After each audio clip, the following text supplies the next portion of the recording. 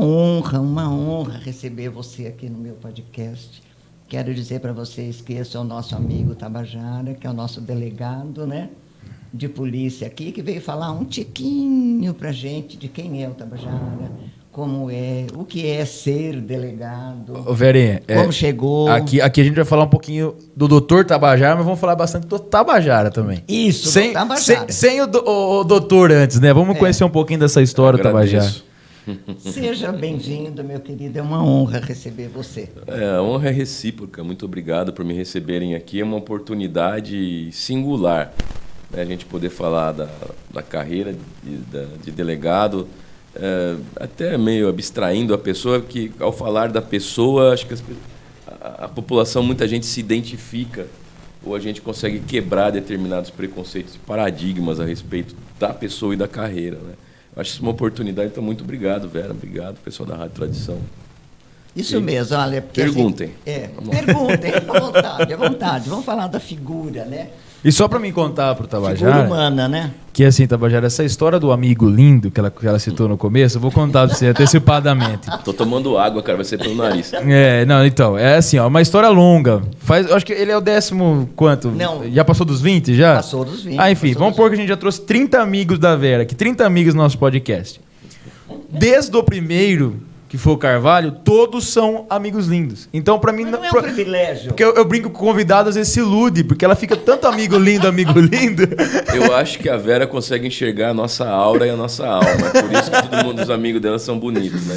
E amigo não tem defeito, né, Vera? Não tem isso mesmo. Exatamente. Não tem defeito, Mas é um privilégio. eu vou começar a usar, então. A Vera enxerga a alma. Tabajara já ensinou a ferramenta. Isso, Mas, Tabajara, pra gente começar, ó, como eu disse, né, antes da gente chegar até esse doutor Tabajara, quem que é o Tabajara? De onde o Tabajara veio? Um pouquinho das suas origens, até chegar a essa formação de delegado. E como que você chegou a escolher delegado? Por quê? Porque tem a história do mocinho e do bandido, não tem? Sim. Você resolveu ser o mocinho. Exato. Na verdade, assim, eu tenho 52 anos, faço 52 anos esse ano. Eu vou empatar a quantidade de anos fora com a quantidade de anos dentro da polícia. Então, eu vou fazer 26 anos de polícia, eu entrei na polícia exatamente com 26 anos, eu entrei bem jovem. Na verdade, eu acho que a vida me encaminhou para esse caminho, porque quando você é muito novo, eu entrei na faculdade de Direito com 17 anos. Pois é, eu acho muito cedo até para escolher. Não, né? Terrível. Eu comecei a ter uma noção exatamente do que era o bem e o direito e os caminhos que eu queria trilhar quando, em 91, 92, eu comecei a fazer estágio na 9ª Promotoria de Justiça de Bauru, né? E aquilo ali começou a me mostrar um direito completamente diferente na prática. Porque o direito, quem estuda, os meus alunos estão ouvindo, vão poder confirmar isso, ele é muito preto e branco. E a parte de direito penal, processual penal, ele é mais dinâmico, tem cor, né? Então é coisa mais cinematográfica, às vezes mesmo. Então eu fiquei inebriado por aquilo, eu era jovem, viciado em adrenalina, etc., né? E eu sou filho de mãe professora, meu pai é oficial do Exército e também professor. Então venho num berço de funcionários públicos, pessoas já naturalmente dedicadas a ajudar os outros. A cabeça da minha família é essa, né? Pessoas maravilhosas que em termos de criação em casa, por exemplo, eu não sei o que é inveja, não sei. Ter inveja de alguém, inveja ruim, né? Aquele negócio, algum tipo de competição, não tenho por essa base de caráter familiar. Dos pais. É uma bênção, né? Você sabe que é uma bênção. Quando eu me apropriei disso, eu agradeço sempre pela vida deles, porque eu caí no lugar certo. E aí eu saí da faculdade muito jovem e eu comecei a estudar com muita dificuldade, que eu sempre fui muito agitado. Você pegar uma pessoa, conseguir focar 8, 9 horas por dia num livro e fazer aquele estudo render, foi um desafio. Eu sei bem o que é isso. Sou teoricamente igual. E na prática também. Chegou um absurdo quando eu realmente descobri como é que eu tinha que estudar. Eu tinha que estudar em lugar movimentado, barulhento. Tinha que ir em bibliotecas movimentadas, porque eu naturalmente me acalmava e conseguia focar. Isso eu fui aprendendo com muita dificuldade, né? Então, Eu não consigo, algumas pessoas falam, né? Eu só estudo se eu tiver tudo quietinho. Minha esposa, assim. Eu não consigo, eu não consigo. A minha noiva é a mesma coisa. Ela só consegue estudar se tiver uma paz. Se eu colocar um som no celular, um vídeo curto de 10 segundos, já atrapalhou totalmente. Mas só pra Eu já constar. trabalho com música, com alguma coisa que eu não consigo ficar quieto. Exato. Eu tinha outro metabolismo, outra cabeça, outra... acho que a gente morre e nasce várias vezes dentro da mesma vida. Exato. Graças a Deus, né, bem? A maturidade É o fluxo. É que eu tô da vida, perto né? Hoje eu sou diferente. Eu tô perto dos seus 26 anos que entrou na polícia. Então eu tô nesse clima de agitação, né? Que eu saí da faculdade com 21. Nossa. É muito cedo, né? É muito novo. cedo, Você está preocupado em sair com o pessoal, né? Escutar um rock and roll, sei lá. Então eu tive que fazer um esforço de um autocontrole muito grande para conseguir focar. E logo depois da faculdade, não é como hoje que é tudo online, não tinha internet naquela época. Então a gente tinha que fazer. Eu acabei indo para São Paulo por 2 anos fazer um cursinho específico para carreiras jurídicas. Até então eu não sabia direito muito bem o que eu queria da minha vida. Todos os concursos muito difíceis. Se o OAB já é difícil. O OAB já é difícil. Que o meu concurso eram 12 mil ou policiais ou advogados prestando. Para 120 vagas passaram 80. É uma peneira difícil, né, para essas carreiras jurídicas aí.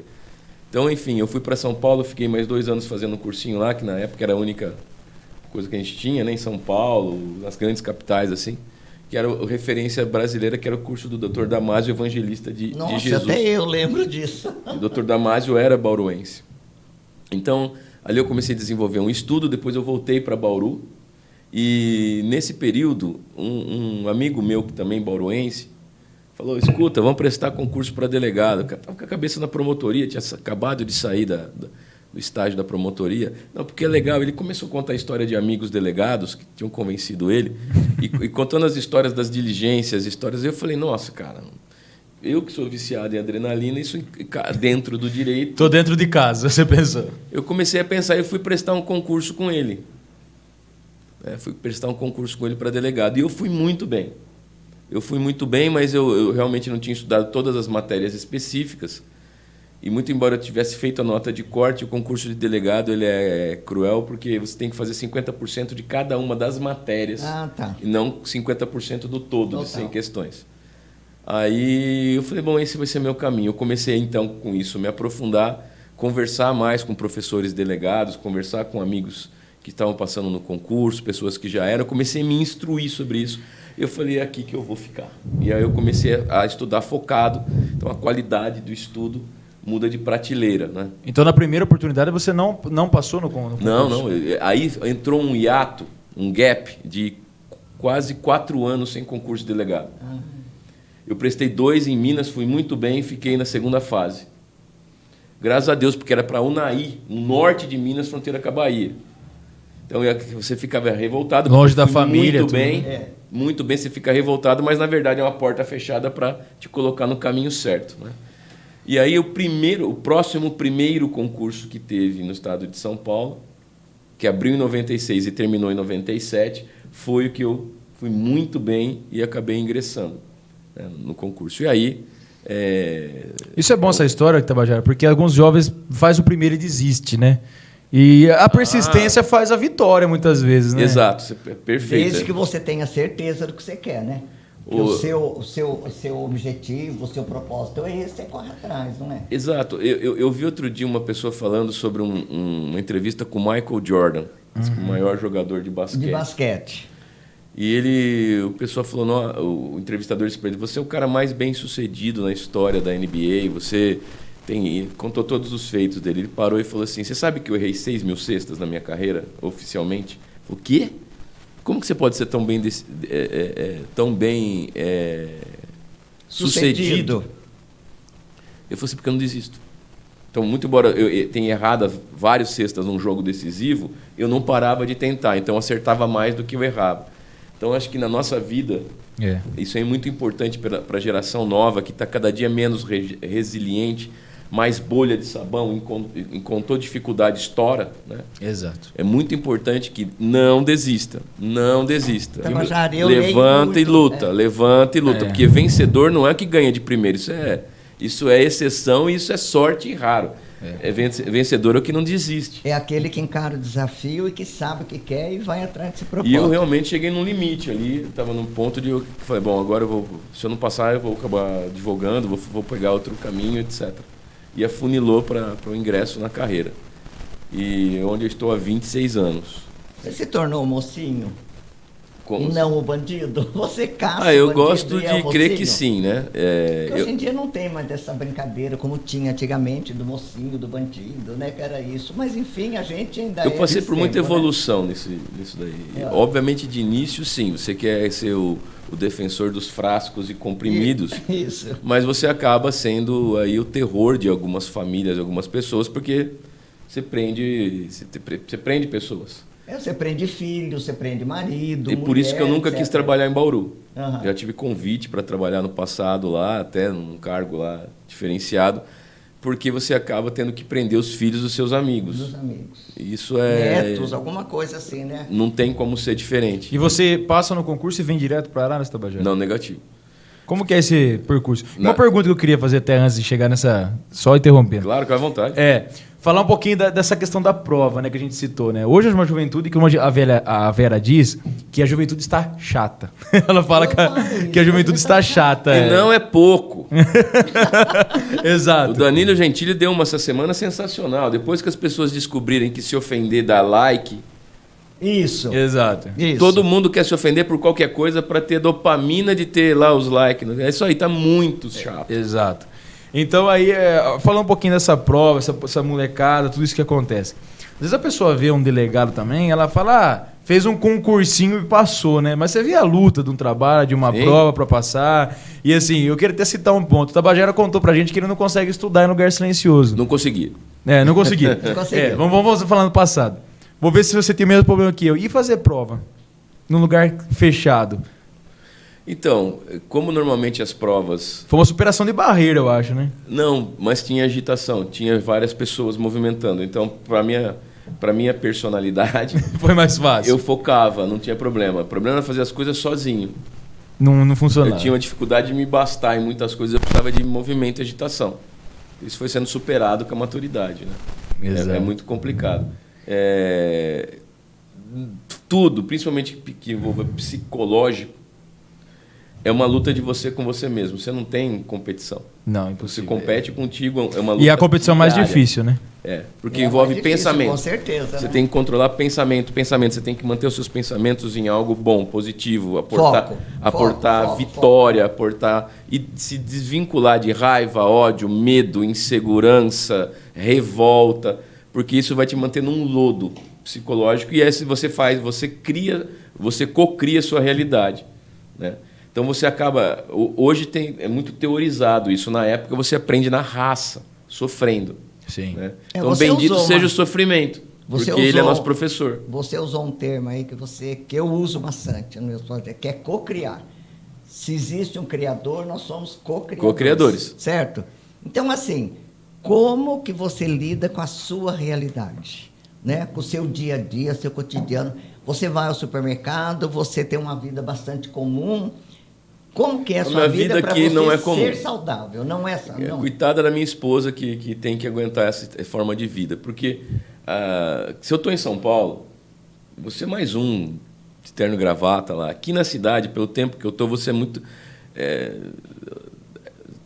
Você é conhecido. Eu E sei. teve um período que eu fui caçado pelo PCC mesmo. Né? E o que me salvou foi toda uma prevenção. Então, basicamente, a gente não descansa. Então, você nunca vai me ver sentado de costa para a porta, você nunca vai me ver parando o carro que não seja de ré, você nunca vai ver aqui na cidade eu vacilando. Eu estou sempre prestando atenção 360 graus no que está acontecendo, os mínimos detalhes, o tempo inteiro. Então, isso cansa É um desgaste, demais. né? É um desgaste. Porque andar com arma parece ser uma coisa de poderoso. Não, isso te obriga a ficar mais atento o tempo inteiro para andar armado. Então é muito cansativo isso. Então, às vezes você pensa, nossa, eu quero pegar um cargo em outro lugar que eu não seja conhecido. Isso, às vezes... Mas é difícil, porque eu acho que o delegado ele fica conhecido muito fácil, né? Afeta a vida familiar. Inevitável, eu não posso ir em determinados lugares, eu não posso ir para determinadas festas. Beber em público é algo muito raro, num ambiente muito controlado.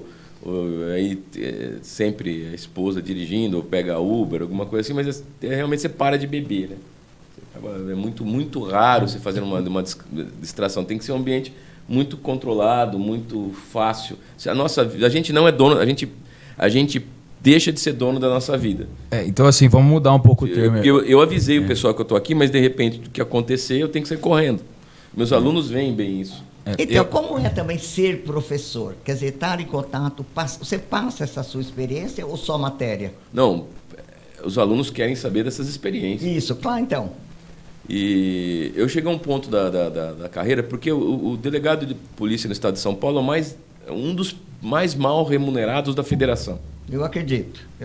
Exato. Então, se eu estivesse na Bahia, estava ganhando mais que o dobro. Tem estados que eu estava ganhando triplo, já estava no ápice da carreira, já estava em uma situação muito mais confortável. Mas eu sou pé vermelho, gosto de ser xerifinho de cidade interior, acabou. Essa é a minha personalidade, eu não posso fugir disso. Estamos aí. Então, eu precisava fazer algum outro concurso ou alguma outra coisa. E logo que eu cheguei, tinha me perguntado, eu fiquei 2 anos na capital, eu consegui uma permuta com um rapaz que precisava ir para a capital, naquele distrito que eu estava, que era estratégico para ele, e eu fui para Pirassununga, então. Entendi. E isso em 99 e 2000, por ali. Eu fiquei quase 2 anos na capital, e depois eu vim para Pirassununga. E ali, por conta de amigos próximos que fizeram um cursinho comigo, fizeram faculdade comigo, que eram promotores, etc., na região, eu comecei a lecionar num cursinho para carreiras jurídicas.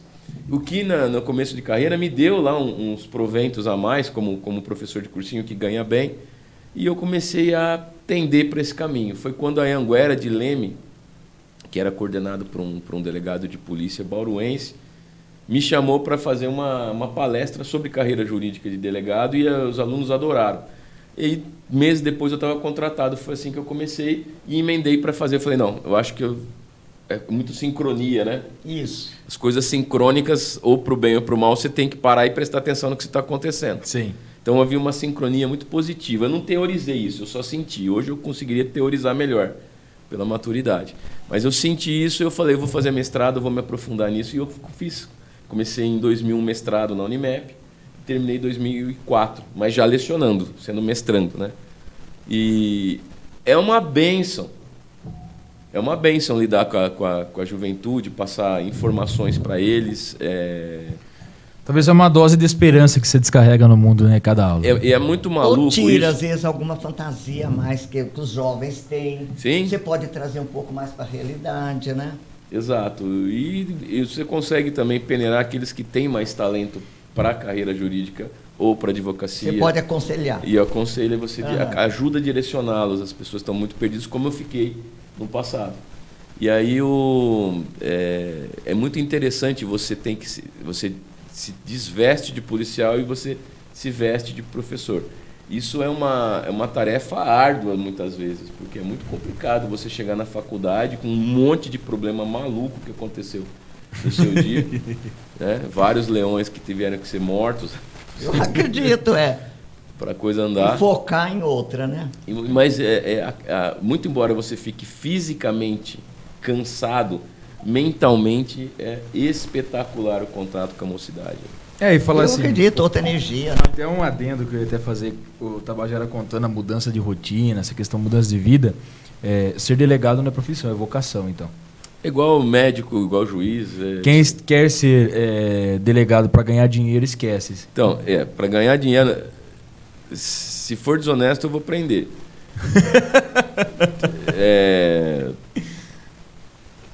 Tem que ter muita noção assim.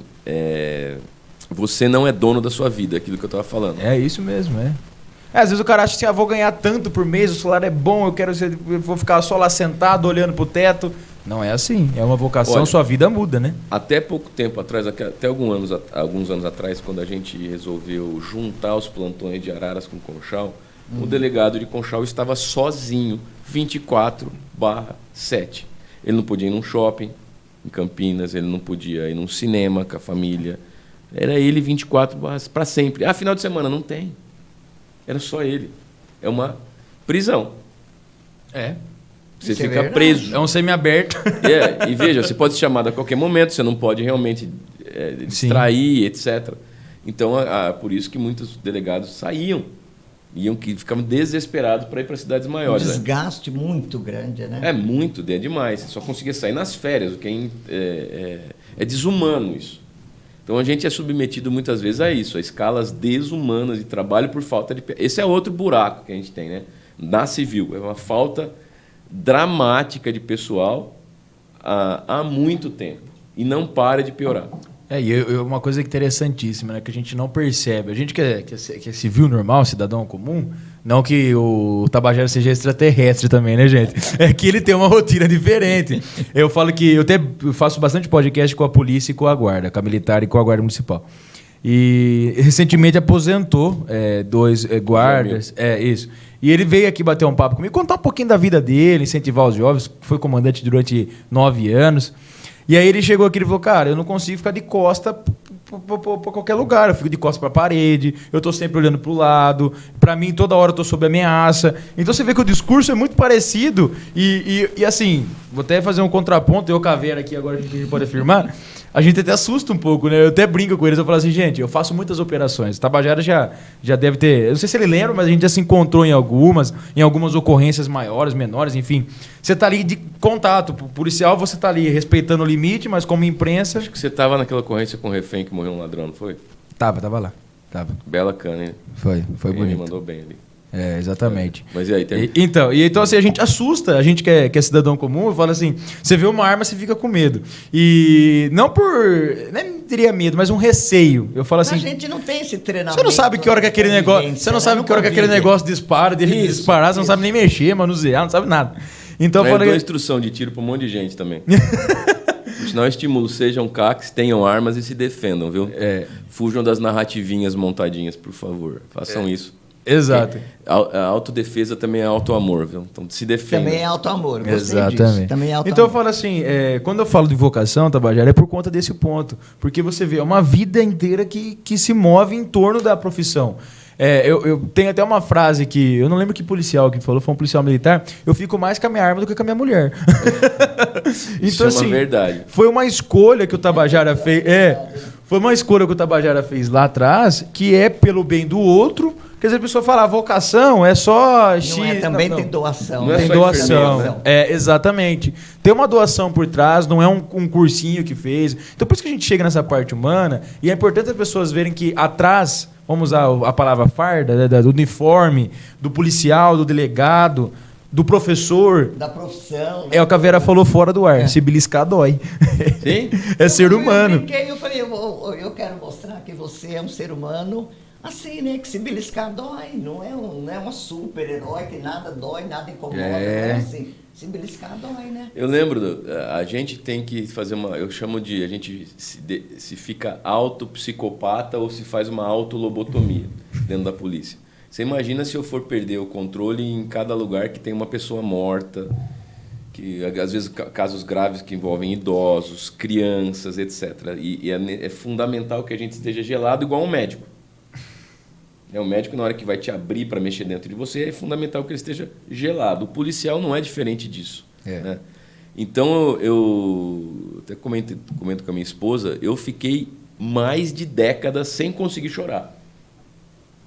Porque faz falta, né? Sim, porque é natural. A lágrima... Num filme, numa situação, lógico, etc. Tal. O seu coração fica empedernido, fica de pedra, porque você é tão submetido a situações drásticas, dramáticas, né? Vendo ali... E a sua defesa, né? E por mais empata que você seja com o outro irmão seu que está necessitado, ou mesmo sendo preso, etc. Por mais empático que você seja, se você começar a trocar essa energia, você cai. Eu falo assim, eu comecei esse trabalho de polícia mais efetivo faz mais ou menos 2 anos e meio. Eu já passei por muitas ocorrências. Eu acho que uma das principais foi essa do assalto com refém, que teve o criminoso... E você viu o que eu fiz ali? Eu não lembro. Vamos lembrar um pouquinho. Eu não tenho nada. Eu estava como um espectador num excelente trabalho da Polícia Militar. Mas é fundamental que eu fui, cada um que estava com o escudo, cada um que estava ali, cada um que estava tenso, eu fui um por um, apertava as costas e falei assim, vocês não estão sozinhos. Isso aqui pode durar 15 minutos ou 15 horas. Então relaxa que quem tá na pressão, o que tem lá dentro, não aqui fora, que eu já tive outras ocorrências com refém. Então eu fui acalmando as pessoas e falei, vocês não estão sozinhos. Depois houve a necessidade de advogado, chamei o Dr. Davi Remédio. Eu lembro disso. Além de amigo, já foi policial há 10 anos e é um cara que eu confio tal. E ele realmente se foi impôs fundamental, né? Fundamental também para ajudar a deslindar. Então, eu fiquei num papel secundário ali, dando suporte, mas é um papel importante. Eu lembro. Foi um papel importante, não por ser eu, mas é um papel importante para aqueles policiais. E um ponto corajoso. Eu sei que é importante esse E aí quem é que aparece lá, subir telhado para ver o morto lá, tal? Doutor Aguinaldo. Aguinaldo é fera. Foi exatamente. Fera. Colete à prova de bala laranjado com coisa de médico lá, bora ver o morto. Né? Vamos ver se dá para salvar. E sabe o que é engraçado? Ele subiu o colete à prova de bala, não precisava, a gente tinha tomado tudo, a polícia estava em todos os cantos, não tinha mais criminoso. Vai que, né? Arma de fogo é um negócio do capeta mesmo, não vai saber. Né? Mas eu falo assim, Tabajara, eu lembro que todo mundo tava com colete, todo mundo respeitando as leis. Eu não tive tempo de pôr mesmo. Exatamente. Não, eu falo assim, a coragem, porque ele andou no meio de todo mundo e tava um clima muito tenso. Eu queria entrar nesse ponto que você citou, que é da tensão, que é da adrenalina. Eu tava observando, há 2 anos e meio para trás, aí eu comecei esse trabalho de polícia. Eu fui trabalhando a minha cabeça nesse período, desse convívio, porque chega uma ocorrência, você vê uma situação, às vezes você vai fazer uma operação, você está ali acompanhando a operação, você vê tal situação. Eu lembro que eu fiz uma operação com vistas a essa questão de moradores de rua, enfim, e acabou comandado entrando num hangar bem abandonado e encontrou lá um senhor. Gente, um senhor há mais de 70 anos, sabe? Então você vê aquela situação, cara, meu coração ali parece que ficou ali. Eu falo que até hoje eu não esqueço aquela imagem, aquilo que eu vi, como eu já vi outras situações também de jovens, com tráfico, jovens, enfim. Eu me assustava. Hoje eu percebo que eu já estou um pouco mais frio. Eu vejo algumas coisas, eu não ligo tanto. Você tem que fazer essa autolobotomia, ou você fica meio psicopata, né? Mas eu falo assim, e pro delegado? E pro doutor Tabajara, quando ele encontra, como você disse, como que você faz essa separação? É um trabalho que demorou anos? Ou é um psicólogo que fica na sua cabeça, uma terapia? Como que é isso? É algo interno? Terapia foi fundamental na minha vida, mas foi mais por conta de um divórcio. E depois você acaba, quando você entende a terapia, de um lado você começa a trabalhar o outro. Isso foi tudo muito bem trabalhado ali num período de alguns anos, Sim. no passado. E foi assim, eu brinco assim, você não consegue atingir o reino da divindade dos céus. Vamos falar da divindade aí, Você não consegue sutilizar o sagrado, a sua alma para se conectar com a harmonia de uma dimensão superior, se você estiver com a cabeça cheia de nós embramado.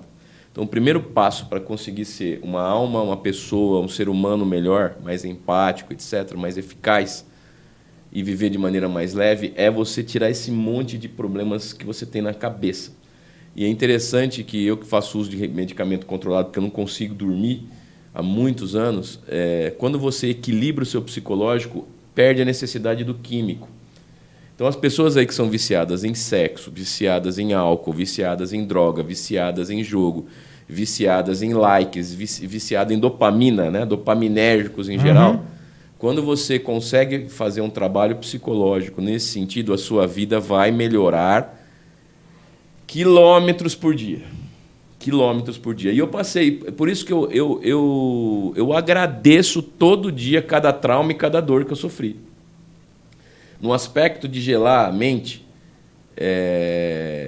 mais um trauma, ou foram vários, mas um que marcou nesse momento, sinto necessidade de falar, foi que nós tivemos um ataque feroz do PCC contra as instituições democráticas em 2006. E isso foi um ataque a instituição democrática, não invadir a STF. E não me deixaram, na época, instaurar inquérito por esse tipo de crime. Porque a ONU vai achar que a gente é terrorista. Agora mudou tudo, né? Agora mudou tudo. Eu sou obrigado, como professor de direitos, a ter que conviver com essa desgraça. Mas, na época, para que vocês tenham uma informação, levou-se em conta a quantidade de ataques por 100 mil habitantes. Quantos ataques teve? Porque um ataque numa cidade que nem Iracemápolis, por exemplo, 2 é uma enormidade. Enormidade. Resumidamente, o que foi esse ataque? Foi uma intenção de imposição do primeiro comando da capital, demonstrando poder. Então, eles começaram a atacar casas de policiais, órgãos policiais públicos, fóruns, incendiar a casa, matar agentes de segurança de toda a natureza, de segurança pública. Começaram a fazer vários ataques coordenados no estado de São Paulo. Isso acabou com toque de recolher à noite, os ônibus não circulavam porque estavam sendo incendiados. Foi assustador, né? Foi assustador. E, na verdade, eles queriam fazer lá um negócio, tudo dinheiro. Queriam fazer lá, começaram a administrar as vans clandestinas em São Paulo e atacar os ônibus ajudava muito, né? Então, naquela época, a cidade mais atacada do estado de São Paulo, nesse cálculo, né, de ataque por 100 mil habitantes, foi Limeira. E a segunda foi Araras. Rapaz. E aqui a gente foi a primeira operação contra esses ataques que foi bem sucedida regionalmente, com dezenas e dezenas de membros presos e condenados, e durante os cumprimentos de prisões e buscas mais flagrantes. Então foi uma operação... Peraí, estavam matando agentes de segurança e eles estavam indo para a rua em operação ainda? E aí, por que eu estou dizendo disso? Porque é um trauma. Com certeza. Porque é um momento de guerra, né? E nós tínhamos o Dr. Sidney como delegado. Quem não conheceu o Dr. Sidney é judeu, inclusive, e ele combateu na Palestina por alguns anos, quando era jovem. Dr. Sidney Sully Urbach. Sully Urbach, grande, querido amigo, um beijo no coração. E ali eu era muito jovem, em 2006, nem tão jovem, né? Mas a gente no Brasil não estava acostumado a lidar com esse tipo de coisa. Então, éramos em 4 delegados na época, ele dividiu 2 delegados administravam a cidade de dia, eu e ele à noite, para sair para o pega mesmo mais pesado. E a gente, à noite, na delegacia, tudo trancado, na cidade inteira, tudo parado. A gente andava na contramão pelas ruas da cidade, do centro, não tinha uma viva alma na rua. Foi pior que a pandemia. E aí eu vi o Sidney, por essa experiência de vida, ele tinha 50, mas a cabeça dele é de 80. Assim, uma visão das coisas muito elevada. Extraordinário. Porque ele tinha essa experiência. Então, eu vi aquele cara tranquilo, diante de uma dizendo, situação... isso aqui na faixa de Gaza, na Palestina, isso é muito parecido. A gente ficava esperando tocar um telefone, passar a informação e a gente ia para o pega. É isso que está acontecendo aqui. Foi isso que aconteceu. Né? Então, é fundamental ver... Assim, foi um professor para você. Exato. Junto com os traumas, um grande professor, porque ele tinha passado pelos traumas dele, e você encara os problemas de maneira mais lúcida e mais tranquila. E às vezes a gente não entende, às vezes algumas pessoas acreditam no universo, outras em Deus, mas por que Deus colocou você do lado do Sidney à noite? Né? Às vezes você poderia passar na cabeça, cara, e falar assim, né? Mas por quê? Eu deixava durante o dia. Não é nem minha reforma mental íntima, nem a minha reforma espiritual. Isso eu sou pago na polícia para não acreditar em coincidências. E eu acredito que ninguém entra na nossa vida à toa. E o Sidney foi um grande irmão mais velho. Isso é angélico, né? Isso é bem angélico, né? Eu passei por isso. E eu acho que tudo isso foi muito bem.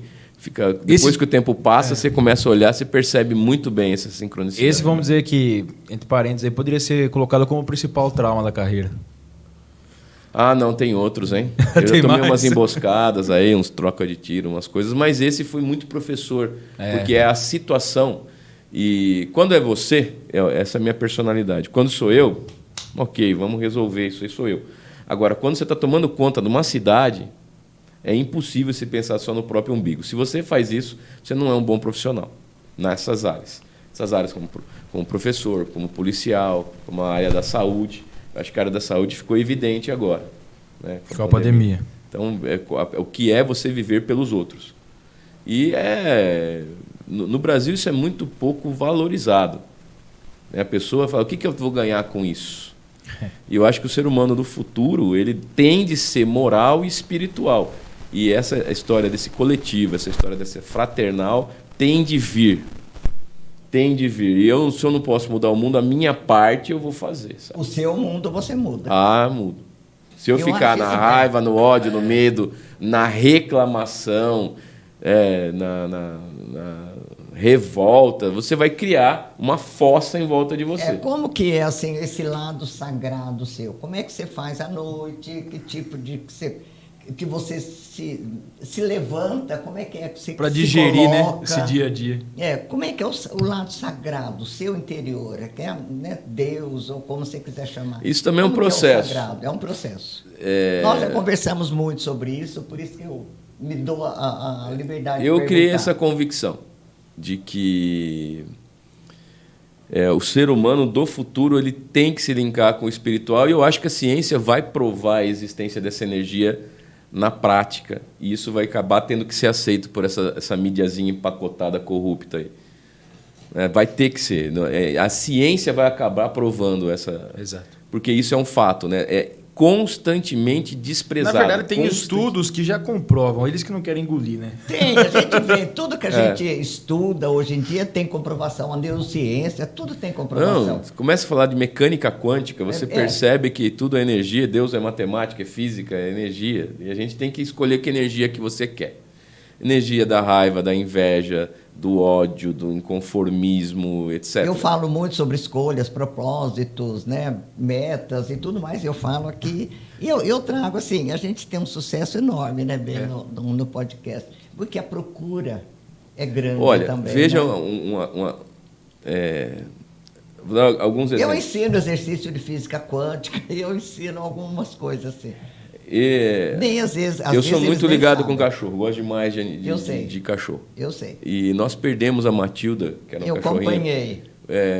Com menos da metade da idade que você esperava que ela vivesse, essas doenças pancreáticas inexplicáveis que estão aparecendo, levou ela em 10 dias. E foi uma experiência terrível para mim e para minha esposa, mas eu consegui desde o início aportar gratidão. Fala assim, cara, como é que você vai aportar gratidão? Você perdeu aquele bichinho que não faz mal para ninguém, que você tanto amava, né? Mas teve amor envolvido. Exato, porque veja a energia da gratidão. Eu coloquei a gratidão assim, estou sofrendo, claro, estou esfrangalhado. Só que eu aporto gratidão por poder ter vivido com esse pequeno anjo, né? Por 6 anos e 9 meses. Sou grato. Então eu percebi com essa energia. E ela ensinou muito também, né? A minha esposa se indignou com Deus nível quântico, assim. Ficou muito indignada. Então eu teorizei isso com ela e eu percebi que eu consegui lidar com o luto e sair do luto mais cedo pela gratidão. Então esse tipo de energia, gente, não pode ser mais desprezada. Tem uma frase muito simples, né? O luto existe, mas não persiste, né? Ele não pode persistir eternamente. E a forma que você encara tem que ser vivido, isso, mas não eternizado. A forma que você vai encarar isso depende exclusivamente de você. Então isso é muito professor. Eu tive algumas experiências assim eu fiz uma viagem para a Turquia e que estava lá. Eu sou de origem presbiteriana. E os presbiterianos eles veem Maria como uma entidade secundária assim na história, etc. Tal, uma mulher, mãe de Jesus, ok, tal, mas não, é diferente do católico. Então, cara, eu como fui criado com isso, depois eu parti para um lado mais espiritualista, fica óbvio falando com vocês, né? Eu estou na Turquia e eu nem tinha pensado nisso. Eu queria ver Capadócia, queria ver Istambul, queria ver outras coisas lá. Tal. Um dia a gente saiu da Capadócia e aí eu queria ver Éfeso, que era as ruínas da terceira maior cidade fora da Itália, fora de Roma. Era uma das maiores cidades do Império Romano, eu queria ver aquilo ali. E aí desviou para a gente parar num lugar que é a casa onde Maria faleceu. A Maria, mãe de Jesus, João pegou ela, escondeu ela perto de Éfeso, está na Bíblia isso. E a casa dela num lugar. Olha, eu não sei o que eu senti naquele lugar. Mas que sentiu. Um casebre de pedra que ele colapsou na Idade Média e foi restaurado naquela época, cuidado por freiras e tal. né? Eu não sei o que eu senti ali dentro, mas eu quero sentir para sempre aquilo ali. Então foi um grande gatilho espiritual. Sentir para sempre você consegue. Então eu quero uma que energia, então toda você vez consegue. que eu estou fora dessa energia, eu quero voltar para ela. E isso é um trabalho diário, constante. É o que a Bíblia fala, de orar e vigiar o tempo inteiro, o tempo inteiro, o tempo inteiro. Ó meu anel, ó. Orar e vigiar, amém. Ah, legal. Olha lá. Eu falo que eu estudei filosofia, né? Sou formado em filosofia. E dentro desse processo inteiro, eu sou católico de criança. Eu falo que eu aprendi a lidar com a questão do luto, da morte, dessa questão da energia que a gente estava falando, a lidar com isso como a irmã morte. Muitos filósofos falam isso. Agostinho, Santo Agostinho para a igreja, Agostinho, Francisco de Assis. Então, assim, diversos escritores lidam com a morte como a irmã morte. E como é difícil você entender. Às vezes minha mãe fala, fulano morreu, não sei o quê. Eu falo, que lindo. A morte é linda. Agostinho de Hipona. Grande Agostinho. Esse cara passou também. Sensacional. A morte, pessoal, a gente tem que parar de pensar só nela. A gente tem que viver hoje. Excesso de futuro e excesso de passado nos devastam. De viver o agora, né? Esquece de viver agora. Então, cada dia que eu vou para a delegacia, ou cada dia que eu entro na faculdade, eu quero fazer a diferença naquele momento. Ai, que lindo isso, que lindo. Exato. Porque aí você deixa a reclamação, deixa os problemas, deixa isso, deixa aquilo outro, e vive, você dorme melhor, você acorda melhor, você vive melhor quando você vive o hoje. Porque uma das coisas, no exemplo da Matilda, da cachorrinha que nós perdemos, eu levo o cachorro para fazer flagrante. Eu vou nos lugares onde eu acompanho, eu ando, vou em restaurante, vou em hotéis que aceitam cachorro, porque eu adoro cachorro. Então, assim, eu curti, por isso que eu fui grato, eu curti cada dia daquela cachorrinha, né? Porque os animais, a Camila, minha esposa, fala muito bem, né, disso. Ela replica essa frase, que eu não sei de quem é o autor, mas o cachorro é aquele anjo que é feito para a gente aprender a lidar com o que é amor incondicional e o que é o luto prematuro. A gente tem que ter essa noção. Então, curta a vida dele é menor que a nossa, curta cada dia, fique com ele, aproveita, brinque. Se ele vier com o brinquedinho, você está cansado, você está vendo, para e brinca. Mas depois que morreu, você não vai falar assim, eu fiz tudo que eu pude para curtir esse animal. Mas é a mesma coisa, eu fiz tudo que eu pude para curtir o meu trabalho, tudo que eu pude para curtir essa pessoa, curtir esse momento. Né? A gente tem que viver hoje. Às vezes, muitas vezes. Talvez eles vivem menos porque vivem intensamente, os cãezinhos. Pode ser. E veja assim, muitas vezes a gente tem a vontade de voltar para algum lugar que a gente foi feliz. Só que você volta lá, não é a mesma coisa. É memória afetiva. Mas não é a mesma coisa. O momento é diferente. O momento é diferente. Então, assim, isso é comum, todo mundo está ouvindo, pode falar, não, foi tão legal aquela vez que eu fui para Guarujá, que eu fui para Campos do Jordão, que eu fui para não sei onde. Eu quero voltar para sentir aquilo. E às vezes não é. Então, por isso, descubra o novo. Né? Curta o dia, faça isso para você, que aí tudo fica leve. E também, tem duas energias cada dia mais desprezadas no Brasil. É a energia do estudo e a energia do trabalho. Então, se você vai começar a trabalhar reclamando que você ganha pouco, reclamando que o patrão está rico e você está pobre, que já imaginando uma forma de conseguir um atestado falso na quinta para não ir na sexta, não faça. Se reduza a sua inutilidade, reveja a sua vida e aporte amor em absolutamente tudo que você for fazer ou não faça. Tabajara, eu fiz um podcast, eu acho que há 2 semanas atrás, William, você lembra? Lembro. Que eu falei que o pilar maior da nossa vida é o trabalho. Eu também acho. Através do trabalho você consegue dar um plano de saúde melhor para os seus pais, você consegue dar uma versão melhor de mas não é falar, trabalho. Faz 15 dias eu peço até licença para ser um pouco radical, mas além de ser uma sociedade chata, nós estamos com uma sociedade meio vagabunda, vamos falar a verdade. Também. Eu falo que assim, eu tô aqui, às vezes, abre uma vaga de emprego, chega 30, 40, 50 para uma entrevista, não salva um, gente. E o que salva não vem para trabalhar na hora que passa. Ele quer saber dos direitos dele, já chega. Dever não tem. Ele senta na cadeira e pergunta, mas quanto eu vou ganhar? Exato. Quanto tempo tem que trabalhar com isso? Eu vou falar uma besteira aqui, uma grande verdade. Se eu, vamos dizer, troquei tiro com alguém, fui preso, fiquei, não estou dando mais aula, perdi minha carreira, etc. Eu vou voltar do zero. Zero. Com o meu nível de comprometimento, e eu começar no chão de uma fábrica, eu vou me tornar gerente em pouco tempo. Porque eu tenho comprometimento com o meu trabalho. Com a sua vida. E vou dizer mais. Pode entrar governo, sair governo, direita, esquerda, alto, baixo, verde, amarelo, azul, branco, sei lá.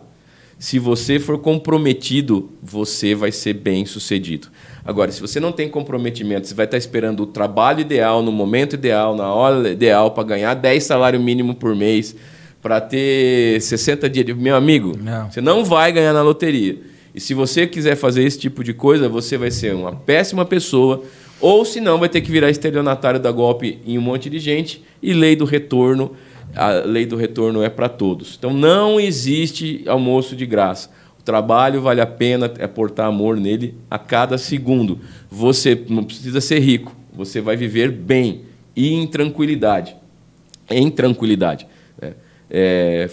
Aportando toda essa...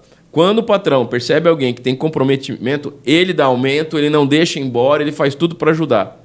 Eu costumo dizer que o capricho é o pai da prosperidade. Perfeito. Tá certo. É isso aí, né? Se você fizer tudo com capricho, com o seu melhor. Se você tiver que mandar um e-mail, manda o seu melhor e-mail. Se você tiver que falar com alguém, faça o seu melhor. Tenha um posicionamento verdadeiro e adequado. É a sua eu falo que assim, esses dias eu tive uma... A gente está quase chegando no final, mas eu vou até dar esse exemplo, que a gente chegou nessa questão. Tinha um jovem, entrando um pouco nessa questão de trabalho, que o sonho dele era mexer com TI. TI, computadores, TI, tecnologia de informação. TI.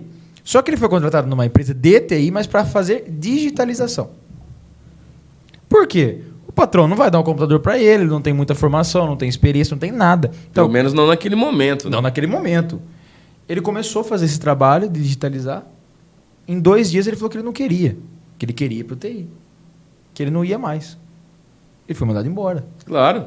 Por quê? Persista, meu filho. Processo. Persista, insista, você vai conseguir. conseguir. Que é capaz, não é? Talvez. Eu quero tudo imediatamente. Não vai rolar, filho. Talvez, que nem a gente citou aqui na história do Tabajara, vou usar o exemplo dele. Se ele tivesse desistido no começo, hoje ele estava sendo um advogado. Com todo o respeito aos advogados, eu mas. Também. Eu ia estar bem melhor financeiramente. Mas ele estaria sendo um advogado. Mas ele persistiu, um amigo chegou e falou, é legal. Fez o primeiro, não deu, persistiu. Aí ele viu um novo leque de dar aula, poder melhorar a vida das pessoas, persistiu, estudou mais um pouco. Então eu falo assim, hoje, dentro dessa história toda a gente concretizando, eu acho que fica uma mensagem, como a gente sempre fala, né, do Tabajara aqui para nós. Missão cumprida. Cumprindo ainda, mas assim... Tá no caminho certo para chegar na aposentadoria, num foco e falar missão cumprida. Eu acho que o que você está colocando é verdadeiro. Caminho abençoado. Eu tô muito... Eu parei de falar em aposentar. A polícia fala, vou fazer 55 anos, vou aposentar. Eu parei. O doutor Edgar, que é meu chefe aqui, também... Eu gosto muito do doutor Edgar. Ele fala, eu vou trabalhar até quando eu conseguir e tal. E essa energia, ela é muito poderosa. Ela é muito divina, realmente. É porque te mantém na vida, né? Essa mudança, perceba como o aspecto espiritual interfere positivamente na nossa vida. Uhum. Eu parei de reclamar, os problemas estão aí na polícia enormes, sem parar. Eu gostaria de fazer muito mais, a gente está sempre complicado. Mas quando você para de reclamar, você muda a sua vida. Reclamar é clamar de novo. Vezes, e você fica atraindo aquela coisa que você não gosta para você o tempo inteiro. Sim. Então parei de reclamar. Com toda a dificuldade, todo o cansaço, etc. Vou trabalhar portando amor. Então, trabalhar ficou leve.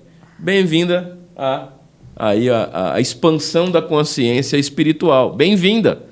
Porque o meu dia a dia ficou leve. Eu ia chegar com 55 anos igual um velhinho na polícia, tão cansado de tanta reclamação.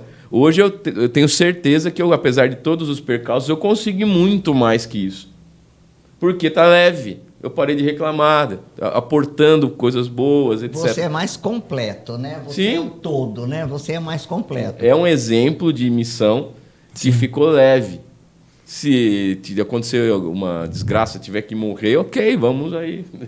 Então, mas eu acho que você chegou na sua melhor versão, né? Que pode continuar, pode ser assim. Mas não vou você parar, chegou não. na sua melhor versão. Eu acho que o fluxo da vida é que mantém você bem.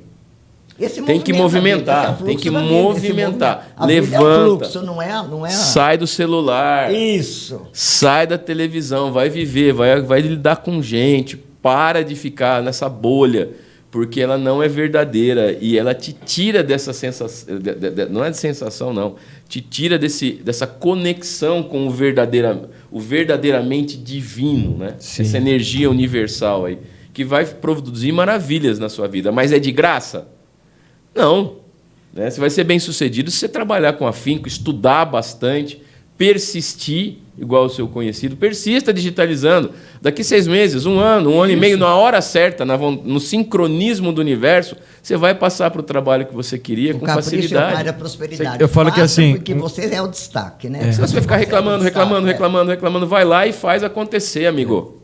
Não custa nada. Eu falo que quando eu tentei ser de rádio, não tem ninguém na minha família que mexeu com rádio. Eu falo que assim, a oportunidade que eu tive era pegar uma cadeira, sentar na porta do estúdio e ficar assistindo alguém fazer rádio. Era o que eu conseguia. Mas eu fiquei lá. Olha, em termos de informação hoje, parabéns pelo trabalho inicialmente, né?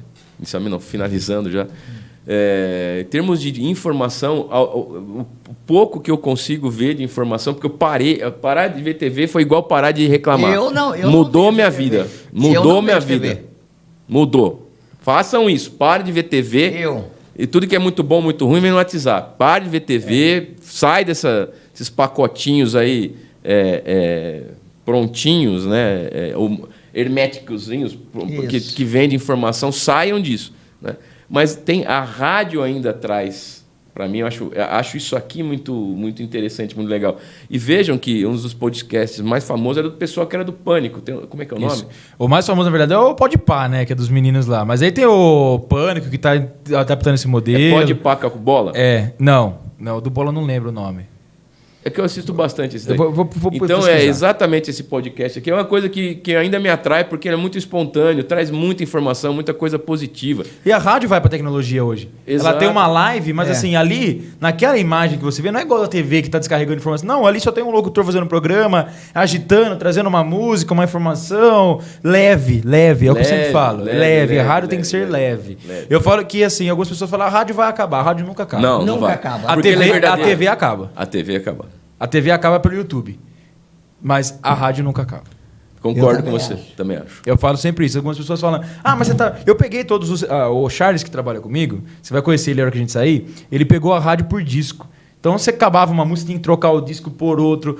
E ele pegou toda a expansão do rádio e hoje ele está numa rádio web pelas redes sociais, com podcast, com toda modernização. Eu também trabalhei em rádio todo esse tempo. Assim, eu falo que assim, eu peguei rádio de 2015 para cá. Até então não tinha Zap, não tinha Face, era telefone. Eu já sinto a mudança e vejo a mudança em um período mínimo de 8 anos. Que é um período muito pouco para uma mudança tão drástica como avança a tecnologia e tudo isso. Mas eu falo que assim, a gente vem para tá chegando no futuro que o quê? A rádio AM acabou. Já acabou, não existe mais. Tá indo tudo para FM. A FM tem um prazo, talvez, aí para sua extinção ou até mesmo diminuição de audiência, que eu já acredito nisso. Por quê?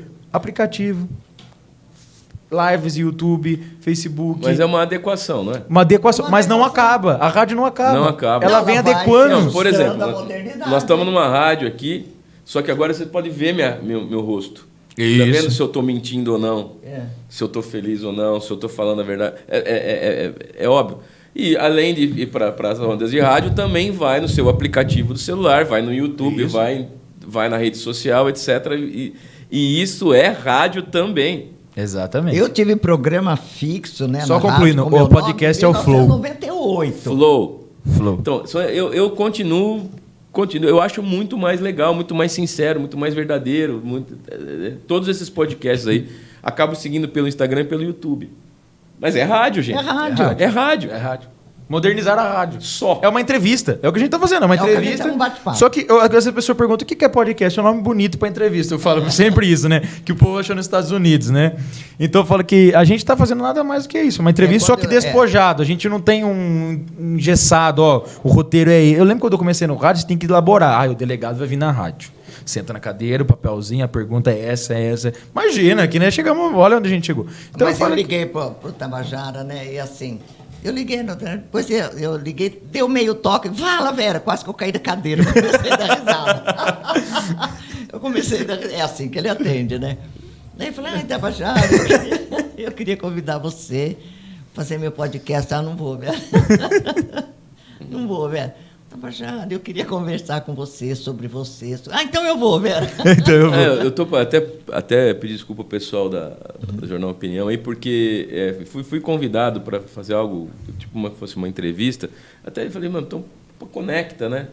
Aí depois, quando a pessoa que me convidou mostrou, é como se fosse aquele negócio de ficar falando da sua vida, tal, com fotos, etc. E aí esse negócio de vaidade é outra coisa que a maturidade nos tira. A vaidade até que a gente todos tem de ter, né? Por questão de autoestima e autoamor. Autoestima. Alguma coisa de vaidade você tem que ter. Mas assim, de aparecer por aparecer, amigo. Eu estou aqui porque, além de atender o pedido da amiga e poder prestigiar a tradição, eu sei que muita gente que está ouvindo isso pode ter despertado para algumas coisas importantes. Então entra aí o coração de professor. É sempre o intuito nosso é esse. Porque eu falo assim, às vezes aquele jovem, a gente está atingindo o público também jovem, que às vezes está pensando o que eu vou fazer na minha vida. Qual que é a minha carreira? E às vezes ele vê o policial. Qual criança não viu um policial? É fato. Eu já dei autógrafo em Araras, gente. É um negócio, eu não acredito, assim, eu não gosto, mas eu respeito a pessoa tal, mas eu não consigo me enxergar assim de cima dos outros, melhor que os outros. Não, é que a profissão às vezes te obriga a tomar determinado tipo de decisão mais rigorosa, se impor, mas não, pessoalmente. Quem sabe você está atraindo alguém. Eu falo assim, tem tantos jovens claro, que Deus abençoe. Tantos jovens que qual criança não viu um policial com uma arma na cintura e falou, eu quero ser policial? Meio bandido, exato. Quem nunca falou, eu sou polícia? Brincando. Sempre falou isso, sempre fez isso. Aproveitando, antes de finalizar, por favor, na minha carreira eu falo para meus alunos isso. O que aparece é a fotinho com droga, a fotinho com... Eu nem posto muito isso, a não ser que não seja no story, assim.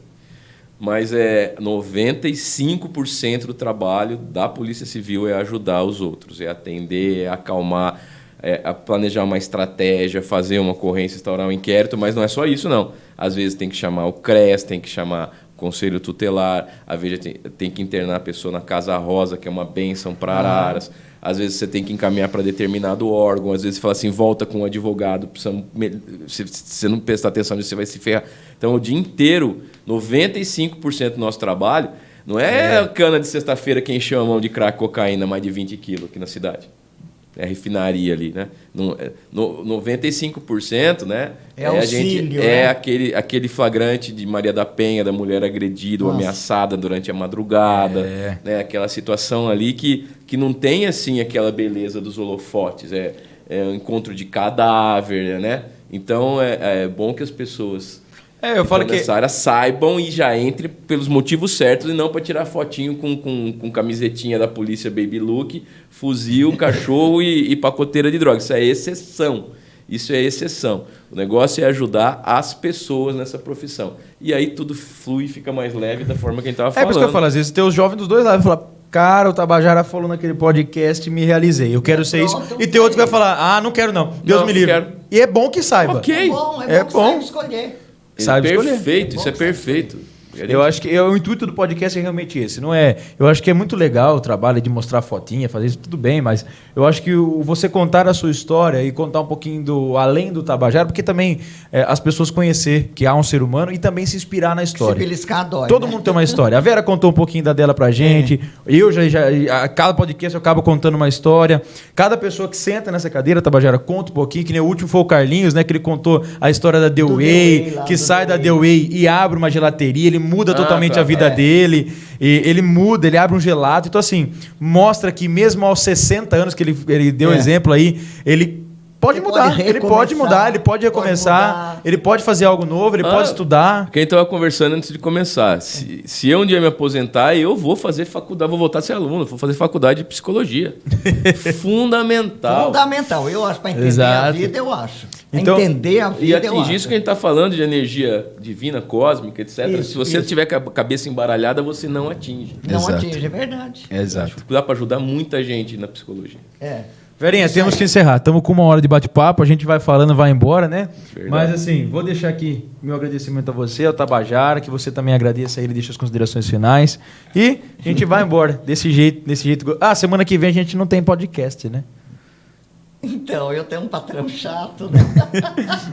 Eu vou tirar um descanso de carnaval. Que eu quero dividir com vocês que eu tenho um patrão chato, que ele vai invernar. Sabe? Não, dessa vez eu vou pescar. Carnaval, gente. Dica do delegado. Por favor, não criem uma vida e não tirem uma vida. Grato. Né? E se beber, não dirijam. Pelo amor de Deus. Vamos melhorar a energia das festas de Momo, né? Eu adorei. Mais Não crie uma vida e não tire uma vida. Essa frase não é minha, mas ela é bem elucidativa nesse momento. A energia do carnaval, o Brasil está muito dividido, está muito pesado. Tem uma nuvem que a gente tem que tirar. Diluir essa nuvem em cima do Brasil. Eu falo isso. Então, no carnaval, por favor, família, uma coisa mais contida, mais tranquila. Não queiram se divertir o que vocês não se divertiram nos 2 últimos anos. Por favor, o delegado agradece. É bom que não vai fechar os estabelecimentos, né? Comércio vai funcionar, muita coisa vai funcionar, empresas não vão parar. Então, eu acho que a gente não sabia disso, graças a Deus. Comércio vai funcionar naturalmente.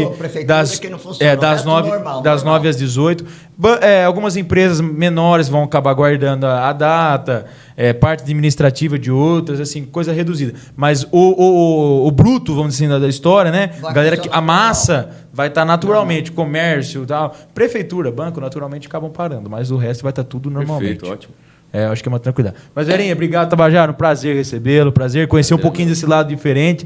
A gente acaba vendo um pouquinho o lado humano, conhecer você, a sua história. Parabéns pelo trabalho, pelos anos de polícia. E eu falo assim, metade da vida dedicada à população. Parabéns a tudo isso que você fez. E com certeza fará muito mais pela sua história, pelo que você já disse, que está tudo muito leve, que a gente se encontre muito fazendo bem para a população de bem, com certeza. Verinha, também muito obrigado a você. Mais um podcast. Nós voltamos agora na última semana, no dia 28 de fevereiro, com mais um podcast dos amigos. Se Deus quiser, estaremos aqui, né? Tabajara, olha, você sabe como é que eu sou, né? Eu que agradeço a oportunidade. Foi uma honra, bem, foi uma honra. Eu amei, foi uma delícia. Nossa, foi maravilhoso. Quero agradecer você de montão, que Deus te abençoe enormemente, grandemente, ricamente. Muito obrigada pela sua amizade, pelo seu carinho de sempre, né? Posso dizer que ele é bastante carinhoso, viu, gente? Ele é bastante atencioso, bastante carinhoso. Parece, né, que é um delegado assim, mas é um ser humano da melhor qualidade. Foi uma honra receber você. A casa é sua, volte sempre, quando quiser. Obrigado, eu agradeço a todos a oportunidade maravilhosa de falar sobre a polícia civil. Mostrar a cara do ser humano por trás da figura, casca, né, do figura. Esse tipo de energia é uma energia que tem que ser revigorada, tem que ser partilhada, tem que ser compartilhada o tempo todo. Parabéns pelo trabalho de vocês, é o futuro do rádio, né? Contem não só comigo, mas com a Polícia Civil também, naquilo que precisar. Acho que você tem meu WhatsApp, né? Tenho. Então, as coisas vai mandando... Sendo um cutucado, eu tenho tanta coisa na cabeça, né? Mas vamos... Tá aí, né? É isso mesmo. Tá aqui. Então, vamos que vamos aí, para passar a informação de maneira correta para a população. É o meu maior lema. Eu falo que... Eu ia até encerrar, mas vou até fazer um adendo. Gente, cuidado com a fake news. Eu falo que essa história de jornalista aumentar não existe, jornalista diminuir não existe. A notícia é notícia íntegra do jeito que ela é. Não existe nada mais e nada menos. Ponto. Tem muita gente querendo vender notícia. Pelo amor de Deus. E vende rápido, vende mentirosamente, que é fake. Essa semana eu tive um problema muito grande, né? Eu falo que assim, tem muita gente que não faz parte da notícia, que não faz parte de mídia nenhuma, que às vezes o cara está no poder público, alguma coisa, e ele quer opinar naquilo que eu estou deixando de fazer ou fazendo. Eu falo que assim, o jornalista, a primeira coisa que ele tem que ser livre. Brasilzão, velho. O jornalista tem que ser livre e respeitado. 110%. Mas assim, ele também não pode ser livre, e rebelde. Ele tem que ser regrado e ético. Eu falo que a notícia, por exemplo, vou dar um exemplo só para o doutor, para a gente encerrar. Nessa semana eu fiz uma matéria sobre um rapaz que tivemos um suicídio, que está sendo averiguado, mas ali no próximo parque ecológico, e eu fiz a matéria. Não é comprovado que foi um suicídio. Ninguém sabe. Alguém viu? Tem testemunha? Não. Então a matéria, desde que seja matéria, tem que ser divulgada. A Guarda Civil Municipal, por exemplo, salvou uma pessoa de pular do pontilhão. Salvou. Se você visse o trabalho, foi lindo. Eu peguei detalhes, eu não presenciei, mas vi pessoas que presenciaram. Por que não incentivar isso? Para que a pessoa entenda. Eu falo que assim, a pessoa só sabe ver o lado ruim da notícia. Eu noticiei esse ano que passou, em volta de uns 5 ou 6 pessoas que tentaram pular do pontilhão do Cândida. Sabe quantas conseguiram? Nenhuma. Foram salvas. Graças a Deus. Então eu falo assim, tem os dois lados da notícia. Então eu acho que é um ponto importantíssimo. A notícia é notícia e nada mais e nada menos. Isso é o que eu sempre falo. Perfeito. Isso é seriedade, né? Mas seriedade diante da vida, né? Exato. A gente faz aquilo com comprometimento, né? Exatamente. Gente, muito obrigado pela oportunidade mesmo. Um beijo no coração de vocês, um beijo no coração de Araras e toda a região aí.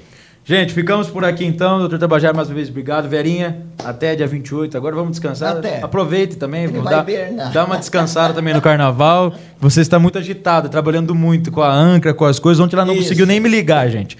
Mas tá bom. Não consegui falar com ele. Beijão no coração de todos. Fiquem todos com Deus. Vou usar a frase do Dr. Tabajara: não crie vidas e não tire uma vida. Tá bom? Aproveite muito bem o carnaval com saúde, com a família do lado e com certeza com as coisas boas da vida. Beijo no coração, gente. Até na outra semana, dia 28.